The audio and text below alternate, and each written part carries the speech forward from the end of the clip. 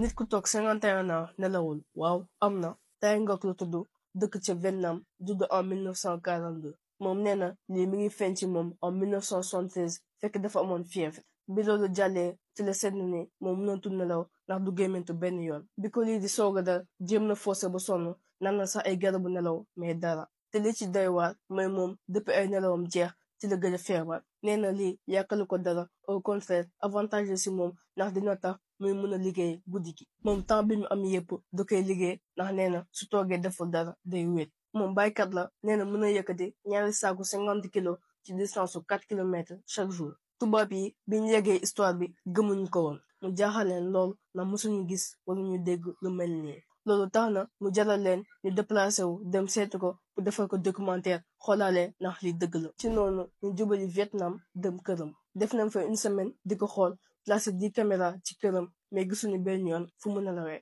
ba ñoom dañoo mujjee sonn dem ñibbi scientifique yi ñoom lii jaaxal na leen ndax ba léegi nii amaguñu explication ci lii ndax nit normal su toogee ay jours yu bari nelawul mun na cee ñàkk bakkanam